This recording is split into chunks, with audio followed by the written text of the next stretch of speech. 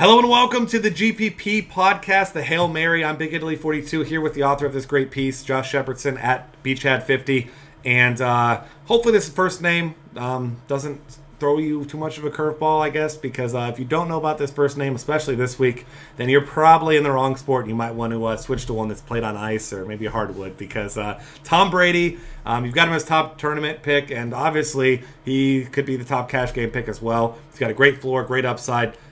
He's been tremendously consistent this year and averaging over 340 yards a game. Now he gets his narrative game against Indianapolis Colts, who the Patriots have dominated, whether by fault of their own or not. And, I mean, it's just everything sets up, and it's a huge total. There's not very many big totals this week, but this is one of them. Yeah, and I mean, the Patriots understandably have the biggest team total on the board this week. Usually in the GPP article, we're shooting for under 20% ownership because you want that high upside with the low ownership. But in this case, I don't care. I mean, there are some cheap quarterbacks that are going to cut into Brady's ownership a little bit, but I'd expect him to hover around or exceed 20% this week. But I'm perfectly okay with breaking that golden rule of sorts with the golden boy himself, Tom Brady, because the upside is through the roof. He's leading the league in yards per game passing, leading the league in QB rating. He hasn't thrown an interception. He's got double-digit touchdowns. He's completing 72.5% of his passes. He's literally doing everything right now, and it doesn't look like there is an opponent that can stop him at this point, and certainly not the Colts. We're not talking about an elite defense that's going to give him fits. We're talking about a below-average defense that he should have little trouble carving apart. And to be honest, I'm thrilled that they're going to Indianapolis because they're indoors, so there's not even elements to deal with. I mean, it shapes up perfectly for Brady this week. Yeah, I mean, definitely no elements that could under or overinflate those footballs. Moving up next to the Blake Bortles from the Jaguars. This is a guy that looked like earlier in the week there was maybe some injury concerns, and now bumped up to probable. So you mentioned here you originally had Joe Flacco in, but obviously with Steve Smith likely sitting out. If Steve Smith says he's not that optimistic all of a sudden, then you know he's not going to be playing, because Steve Smith, type of guy, would probably play with one broken arm if he was allowed to. And Blake Bortles, though, coming out the best game of his young career. He's got Julius Thomas now, who's not likely to be on a snap count, or at least not much of one this week. So tons of weapons around. Even if Blake Bortles isn't 100%, should be able to have a nice game against a Houston team that somehow hasn't got any pressure on the quarterback and is now missing Jadeveon Clowney.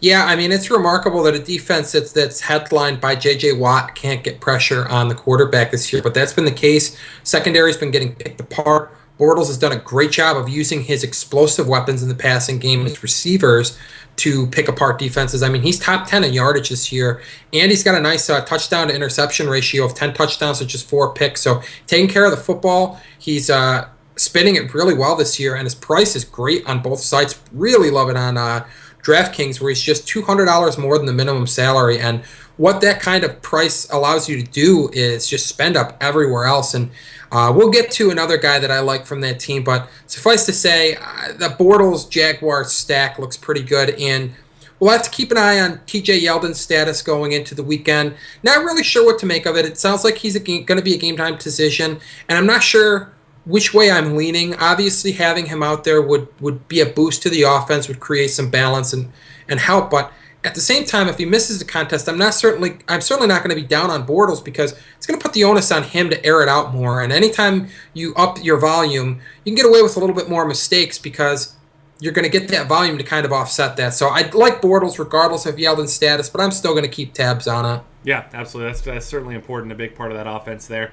And then speaking of a big part of the offense, basically the only part of the offense for Minnesota is Adrian Peterson facing off against the Chiefs team. And if you rewind a clock, suspension aside, to last year in this matchup, this will look like a pretty tough matchup, because this is a Chiefs defense that has been one of the better units in the league the last couple of years, but this year not the case. This team has really struggled against the run, against the pass, and Peterson, seeing a couple looks out of the backfield in the passing game as well, finally seeing the volume that we expect, and maybe we see some Mike Wallace in this one, but Teddy Bridgewater has looked less and less like a guy that's going to put up many numbers. I mean, this is still an offense that's going to flow through Peterson every week. Yeah, I still like Bridgewater in terms of reality, but from a game planning perspective, it looks like they are more than happy to ride their horse, Adrian Peterson, and who can blame them? Love the fact that Turner is utilizing Peterson just a little bit in the passing game. Not a lot, but I mean, 9 receptions through 92 yards through 4 games isn't nothing. That's more than 2 receptions a game. It's a little bit of something to just add on to what is already impressive numbers rushing the ball. He's averaging 5 yards a carry. This is looking like vintage Adrian Peterson, pre-one game clunker and suspension last year, and it warrants mentioning that Jamal Charles' injury could actually also play into Peterson's hands this week. If that Chiefs offense scuffles without their star offensive player, talking about a team that could put up a couple 3-and-outs, could struggle to move the ball, and could put the Vikings in favorable field position situations, and could also give them extra possessions for Peterson to wear them out throughout the game. And we know that Peterson's a back that gets stronger as the game goes on, wears down these defenses, and we could be in store for a big dose of Adrian Peterson this week, and I certainly am expecting big things. Yeah, and especially with Le'Veon Bell in a tough matchup this week against Arizona, maybe not fading him, but pivoting off of him to a guy like Peterson could be a really viable strategy, because I'm not saying I'm not playing Le'Veon Bell, but he's not quite the obvious play that he was last week against the Chargers. And speaking of the Chargers, Danny Woodhead now, more of a receiver than a running back, but he's technically a running back here. Really cheap. Not really cheap on FanDuel, where he's $6,500, but still a guy who has potential to exceed that value. But if you look on DraftKings at $4,700, I mean, for a guy that gets a lot of looks and an offense that has struggled to run the ball, Phillip Rivers, as we know, volume passer, loves the short passing game with all of his receivers and his running backs outside of Melvin Gordon, who's really not involved in it much. But Danny Woodhead is a guy that's got a great floor. And, I mean, he gets a ton of red zone looks, which is really key for a guy that's not going to get a lot of actual carries in this game. Yeah, and Woodhead is your leading receiver among running backs in terms of yardage. Not leading the position in receptions, but he's still reeling in a great percentage of his targets, 22 receptions on 24 targets, so he's not missing much. And that makes sense. Rivers is an accurate quarterback, and Woodhead is used in the short passing game. Basically, it's an extension of the running game. And he has been effective in his handful of carries this year. And that's worth noting, since the Green Bay Packers are getting gashed for 5 yards per carry by opposing running backs.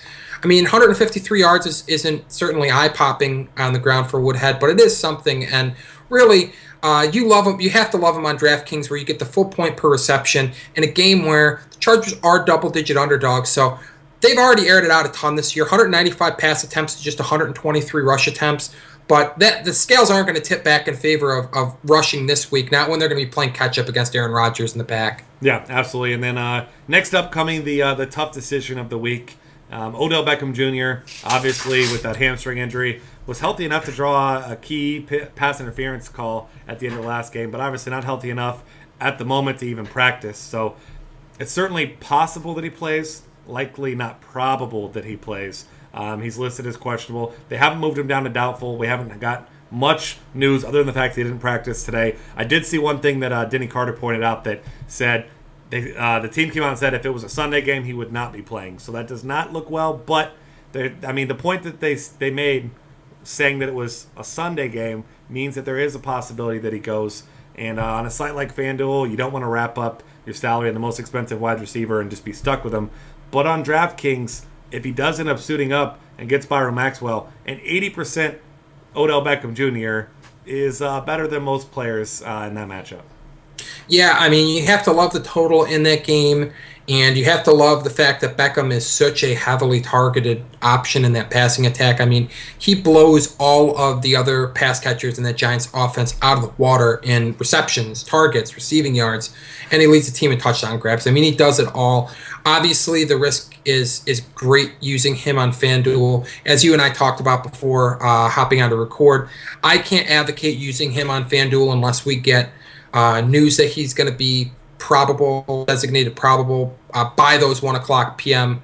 start time games, because there is no lineup swap on FanDuel. On DraftKings, though, I do think there is some merit to rolling the dice on Beckham. Granted, I would only slot him in as a flex so that you do have a couple of pivot options, but drop him in as a flex. The upside is immense. And if you have to, leave some salary on the table and pivot off to DeMarco Murray or Jordan Matthews. Or I guess if you have a crush on Darren Sproles or someone else in that game, you can always move down to them as well. But I mean, the two guys that I'm liking from the green or from the green team color, but from the Eagles side of things is Jordan Matthews and Murray as pivots. And the upside for Beckham is so great that if you can get him at under 10% ownership with that fallback of not eating a zero, I think it's worth rolling the dice on. Yeah, and another interesting thing to notice, that it's possible that we see Reuben Randall miss this game as well. And this is a team that already cut Preston Parker because,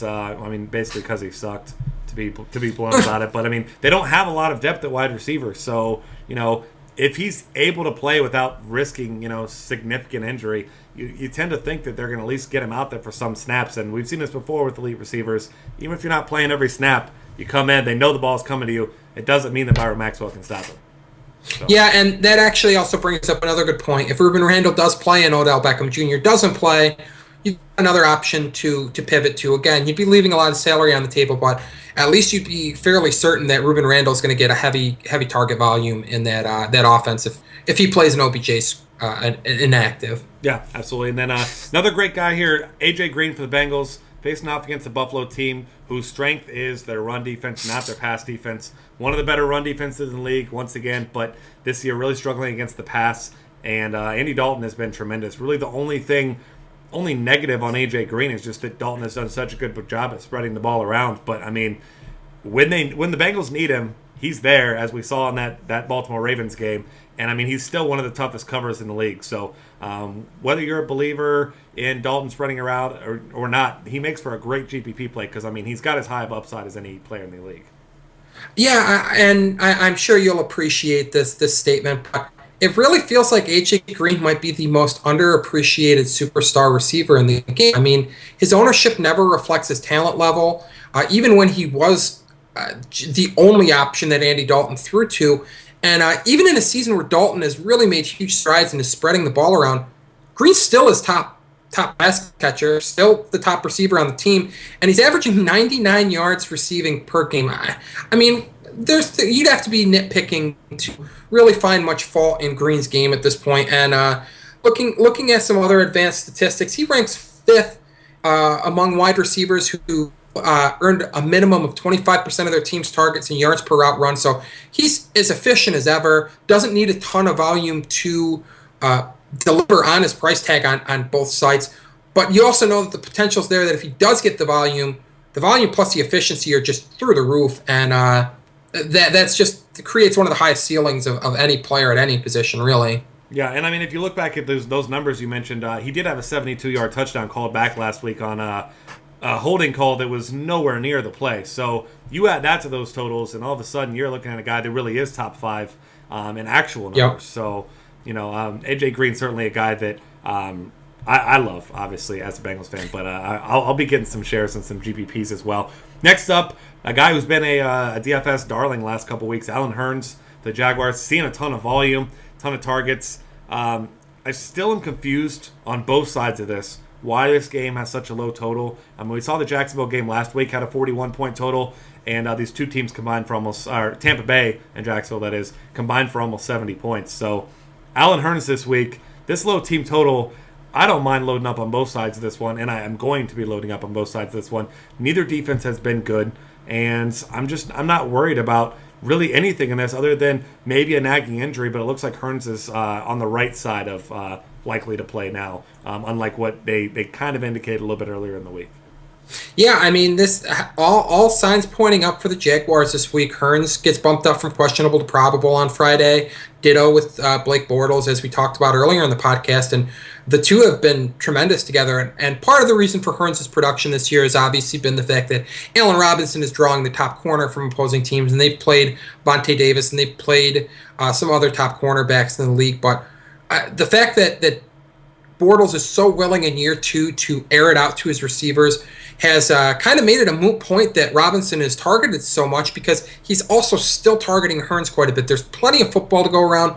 Both guys are getting a ton of targets, and I mean, I have no problem swapping in Robinson for the tout here, but the gap in price on DraftKings is really what pushed me over the edge for opting for Hurns as opposed to Robinson as the GPP tout here. The price on FanDuel is significantly closer. Again, you can flip a coin on those two. Both should turn in very good, strong efforts, and both make for great stacking partners with Bortles this week. Yeah, and speaking of great stacking partners, we go from the first player to the last player. Brady, now to Gronkowski. I don't know if you've heard of him, but both the Kowskis this week are pretty good plays on FanDuel where you have to play one of the Kowskis.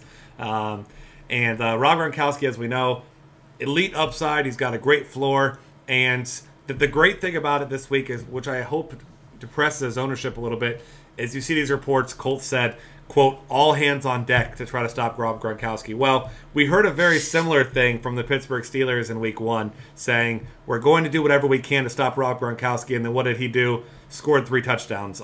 Granted, one of them he kind of fell on a pass, but it doesn't matter. I mean, he dominated that game. They didn't even line up a defender on him one time. And it's not like this Colts defense has anyone that can lock him down. Go ahead and put Vontae Davis on him if you want and get creative. Do whatever you want. It doesn't matter. You could put Vontae Davis on him, and he's still got size and strength and speed. I mean, you're not going to stop him. You can only hope to slow him down and force the ball in elsewhere. But, I mean, you got to make a decision here. You can't stop Tom Brady. So trying to take someone out, good luck. Maybe try to take away Edelman because he's going to be easier to stop. Yeah, and I mean, the thing with Rob Gronkowski is, and I'm just going to continue to hammer this point home, is there is no greater talent level disparity between 1 and 2 at a position than the one that Gronk holds over whoever is number 2 at tight end. There's nobody in the same stratosphere as him. I love Antonio Gates. I love some of these other athletic tight ends like Travis Kelce, but they're not Gronk. No one. There's no question who the top tight end is. You can go to the other positions and question who the top player is at each position. Maybe you could say Le'Veon Bell's clearly edged out as the top running back at this point, but still, the gap between he and a guy like Adrian Peterson is not near what the gap between Gronk and who number 2 is. And one other thing that I really love about Gronk this week is seeing the ownership level of Antonio Gates this week. Gates' ownership is through the roof because of a huge discount in price. I think that makes Gates a cash game staple like you and I talked about before the podcast, but I think it makes Gronk an even stronger play in GPP since he's going to be lower owned and his ceiling does exceed that of Gates. And as I told you before the show, I also think there's value in using the two together on DraftKings where you have that flex spot. And anytime you can get creative with your lineups and maybe double up on a position where players don't double up on. I mean, think of baseball when we would advocate on the podcast using a catcher at first base and a catcher at catcher.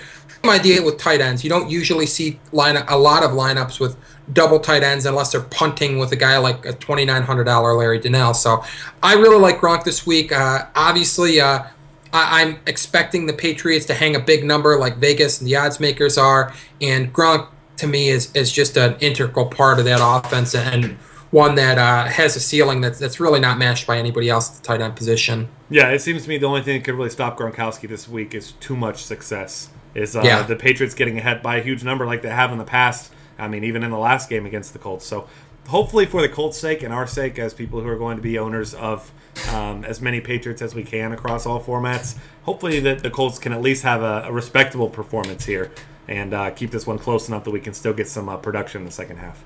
Yeah. All right, that's going to wrap things up here for us. Find us on Twitter at DF Cafe. Subscribe to our YouTube channel. Got lots of great content at dailyfantasycafe.com.